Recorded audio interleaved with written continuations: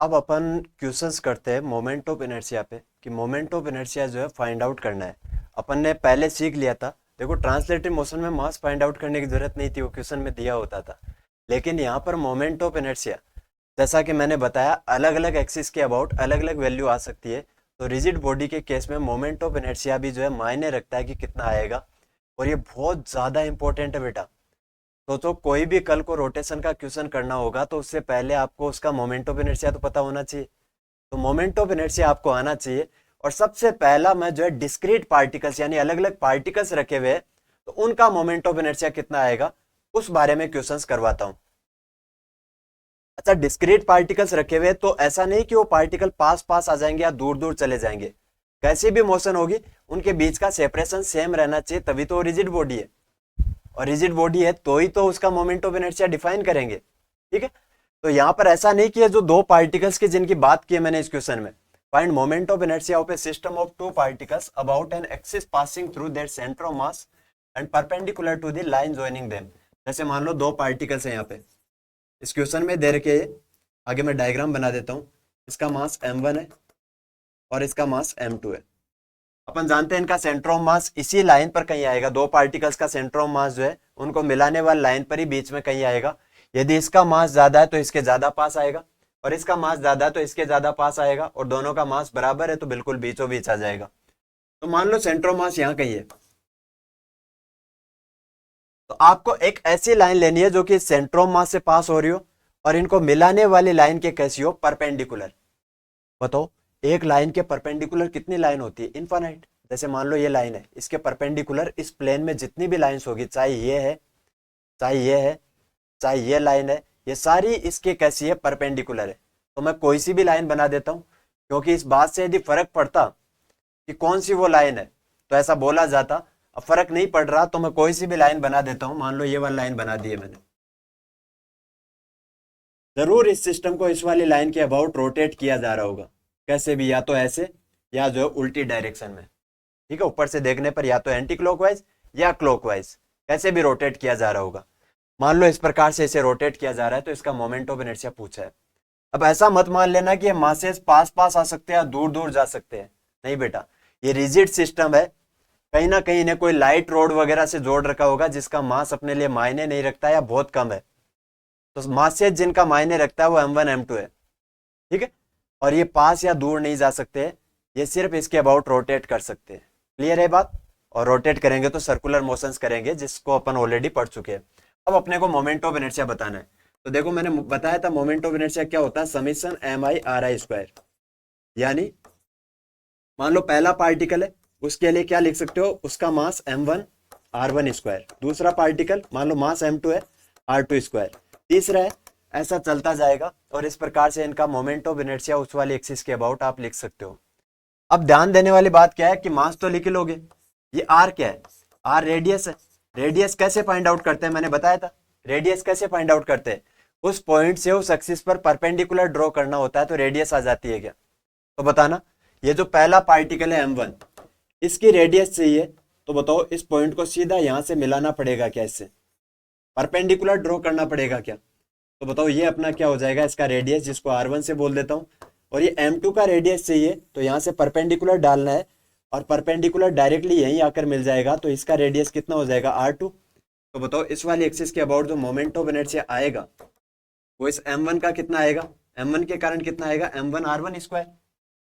Mass into perpendicular distance का square या radius का स्क्वायर, प्लस m2 इंटू उसकी परपेंडिकुलर डिस्टेंस का स्क्वायर, कितना हो जाएगा, r2²। कोई दिक्कत। या ऐसा मत सोचना कि ये इधर है तो इसके लिए प्लस ले लेता हूँ, इसके लिए माइनस ले लेता हूँ। इन सब में अपन ने जब डेरिवेशन किया था तो सम ही आया था, वहां पे समीशन ही आया था। सबको डायरेक्टली जोड़ना है। ठीक है, ये आ गया। बट यहाँ पर आपको r1 r2 की वैल्यू भी रखनी पड़ेगी। मान लो टोटल सेपरेशन आपको क्वेश्चन में दे रखा है, कितना है, r है। तो अपन इनके सेंटर ऑफ मास की, ये सेंटर ऑफ मास ही तो है, सेंटर ऑफ मास की कंडीशन जानते हैं। दो पार्टिकल के केस में याद कर रखा है अपन ने कि m1 r1 कितना होता है, m2 r2। यानी बताओ r1/r2 किसके बराबर आ जाएगा, m2/m1। और r1 प्लस r2 कितना है, यानी टोटल सेपरेशन मिलाकर कितना है, r के बराबर। तो बताओ r1 कितना आएगा, उसे कॉम्पोनेंटो डिविडेंटो से सोल्व कर सकते हैं क्या यहाँ पे? जब उनका रेशियो आपको दे रखा हो और उनका सम आपको दे रखा हो तो आप हमेशा यहाँ पर कॉम्पोनेंटो डिविडेंटो यूज कर सकते हो और उससे आपके पास डायरेक्ट R1 आ जाएगा। कितना आ जाएगा? M1 into R1 square. R1 कितना आता है बेटा मैं बता देता हूं, यदि भूल गए हो तो आप। सामने वाला जो रेशियो है कितना है? M2 अपॉन रेशियोज का जो सम है कितना है? M1 प्लस M2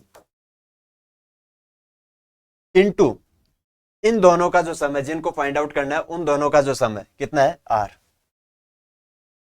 इसका square plus M2 into same वही तरीका, R2 के सामने वाला रेशियो M1 है अपॉन रेशियोज का सम M1 प्लस M2 है और इनका जो सम है वो कितना है? R है।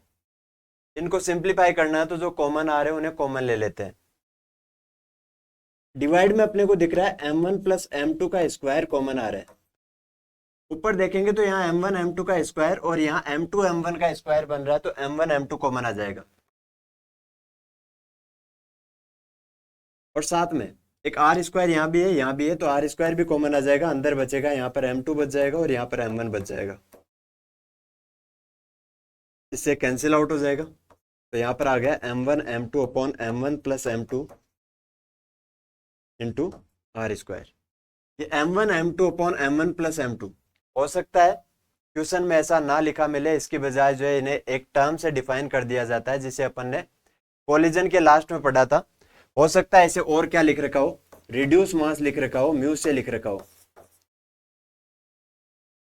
ऐसे कोई फॉर्मूला याद करने की जरूरत नहीं है, बहुत सारे ऐसे क्वेश्चन आएंगे। फिजिक्स का यही तो फायदा है, कोई रटना नहीं है, अपने को समझना है। अगला कोई क्वेश्चन आ गया, हो सकता है थोड़ा चेंज कर दिया जाए, तो उसमें हो सकता है ऐसा ना आए, तो ये कोई याद नहीं करना है अपने को। अगले क्वेश्चन पे बढ़ते हैं। अभी भी डिस्क्रीट पार्टिकल सिस्टम की अपन बात कर रहे हैं। इस क्वेश्चन में बोला आपके पास जो है moment of inertia. Moment of inertia आपको बताना है एक ऐसी एक्सिस के अबाउट जो कि मिड पॉइंट से पास कर रही है और 37 डिग्री एंगल बना रही है उन दो मासेज को जोड़ने वाली लाइन के साथ। जैसे मान लो ये मास है 2 kg,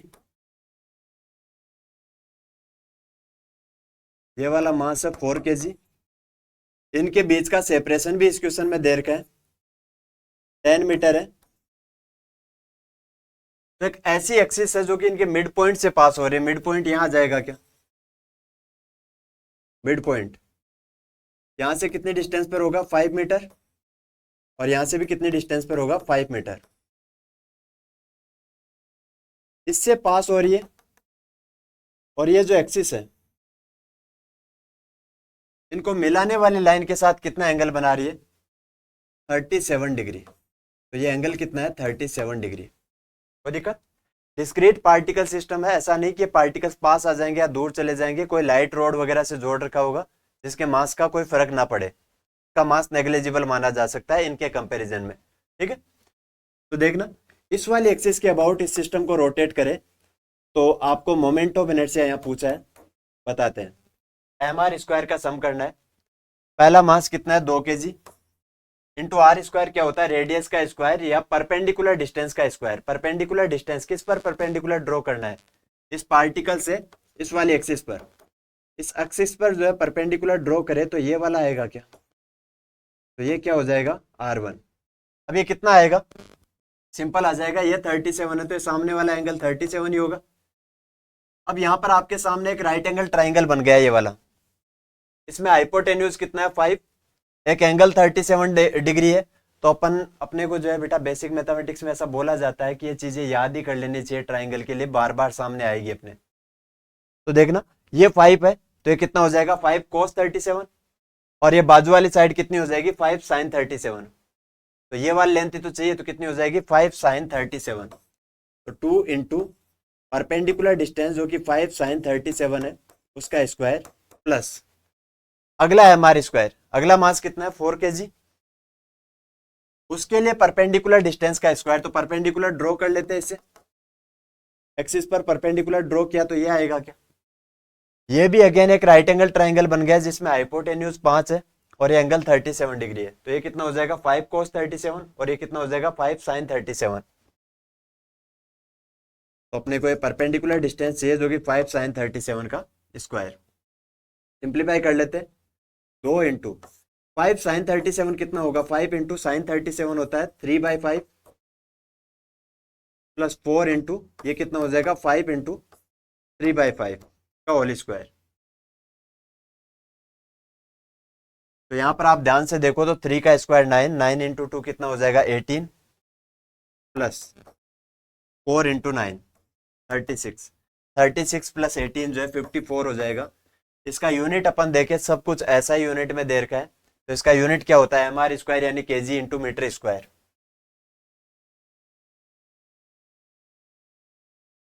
अगेन आपके पास डिस्क्रीट मास पार्टिकल सिस्टम का ही क्वेश्चन है। 4 मासेज है जो कि चारों कॉर्नर्स पे रखे हुए एक रेक्टेंगल के। ये वाला मास 1 kg है, 2 kg है, 1 kg है, अगेन ये 2 kg है। ये वाली साइड लेंथ 3 मीटर है, यानी ये भी कितनी होगी 3 मीटर, रेक्टेंगल है तो ये 4 मीटर है और ये भी कितनी होगी 4 मीटर। आपको इसका MOI पूछा है, यदि इसे एक्स एक्स डैश एक्सिस के अबाउट रोटेट करे, यानी इस वाली एक्सिस, ये जो इसके एक एज से पास हो रही है इस वाली एक्सिस के अबाउट रोटेट करे तो, और यदि इसको ओ डैश एक्सिस जो कि इस बोर्ड के प्लेन यानी रेक्टेंगल के प्लेन के कैसी है परपेंडिकुलर, इसके अबाउट रोटेट करे तो इसका मोमेंट ऑफ इनर्शिया क्या आएगा। पहले अपने को एक्स एक्स डैश एक्सिस के अबाउट पूछा है तो ये अपन सोल्व कर लेते हैं। एक्स एक्स डैश के अबाउट में मान लेता हूं मोमेंट ऑफ इनर्शिया आई बनाएगा। क्या तरीका रहेगा, पहले सारे मासेज के कारण मास इनटू परपेंडिकुलर डिस्टेंस के स्क्वायर का सम करना है। तो बताओ ये मास कितना है 1 kg। इससे इस वाली एक्सिस पर परपेंडिकुलर ड्रॉ करेंगे तो यही आएगा क्या, और ये लेंथ कितनी है 4, तो मास इंटू 4 का स्क्वायर प्लस बताओ इस 2 kg के लिए 2 kg इंटू परपेंडिकुलर डिस्टेंस का स्क्वायर का सम। परपेंडिकुलर डिस्टेंस कितनी है बेटा, ये तो खुद एक्सिस पर है क्या, तो एक्सिस पर है तो इससे इसकी डिस्टेंस कितनी होगी 0, तो परपेंडिकुलर डिस्टेंस कितनी है यहाँ पर 0। नहीं आई बात समझ में। और एक्सिस पर कोई पार्टिकल होता है तो उसका तो रोटेशन में कोई इफेक्ट ही नहीं आएगा, वो तो सर्कुलर मोशन करेगा ही नहीं। एक्सिस वाल तो किस पे होता है, रेस्ट पे होता है क्या। तो बताओ 2 kg का परपेंडिकुलर डिस्टेंस कितना है 0, प्लस इस वाले 1 kg का कितना होगा, ये भी एक्सिस पर है क्या, तो 1 इंटू परपेंडिकुलर डिस्टेंस 0 का स्क्वायर प्लस इसका कितना आएगा 2 kg का, 2 kg इंटू परपेंडिकुलर डिस्टेंस अपन बनाएंगे तो इसके परपेंडिकुलर ही है क्या, इस वाली साइड के अलोंग है, ये वाली साइड इसके परपेंडिकुलर ही तो होगी, तो परपेंडिकुलर डिस्टेंस ये हो जाएगी, और ये 4 है तो ये भी कितनी होगी 4 ही होगी क्या। सिंप्लीफाई कर लेते हैं, 4 का स्क्वायर 16 प्लस 0 प्लस 0 प्लस ये कितना आ जाएगा 2 इंटू 4 का स्क्वायर यानी 2 इंटू 16, 32 प्लस 16 कितना हो जाएगा 48। सारा ऐसा ही यूनिट में है तो केजी मीटर स्क्वायर में ही आ जाएगा। ठीक है, ये पहला I2 के वैल्यू के लिए अपने को समीशन MR स्क्वायर लिखना है। 4 मासेज है, चारों के कारण लिखते हैं, पहले 1 kg के कारण लिखते हैं, तो मास तो 1 है। परपेंडिकुलर डिस्टेंस यदि अपन देखेंगे तो ये एक्सिस इस प्लेन के परपेंडिकुलर है बोर्ड के, इससे यहां पर परपेंडिकुलर ड्रॉ करना है तो 1 kg इस प्लेन में और इस एक्सिस का ये वाला पॉइंट भी प्लेन में, तो इनको इस लाइन से मिला देंगे तो ये इस वाली एक्सिस के परपेंडिकुलर हो जाएगी, तो ये परपेंडिकुलर डिस्टेंस हो जाएगी या रेडियस हो जाएगी। कितना आएगा ये वैल्यू, तो आप जानते हो एक रेक्टेंगल में ये बिल्कुल बीचों बीच का पॉइंट है, ये 4 है 3 है तो ये 5 हो जाएगा, तो इसका हाफ कितना हो जाएगा 2.5 या 5/2। परपेंडिकुलर डिस्टेंस अपने पास आ गए 2.5 का होल स्क्वायर प्लस इस 2 kg की वजह से अपन देखेंगे तो MR स्क्वायर फिर से लिखना है 2 इंटू परपेंडिकुलर डिस्टेंस इससे ड्रॉ करेंगे तो ये वाली आएगी जैसा वहां बताया था अपन ने। अभी कितना आएगा अपन जानते हैं टोटल कितना होता है 3 या 4, तो पाइथागोरस थ्योरम से 5 हो जाएगा तो ये उसका हाफ हो जाएगा रेक्टेंगल की प्रॉपर्टी से, तो 2.5 का whole square plus similarly 3 kg की वजह से देखेंगे तो ये भी 2.5 और उसकी वजह से भी 2.5, तो डायरेक्ट लिख देते हैं।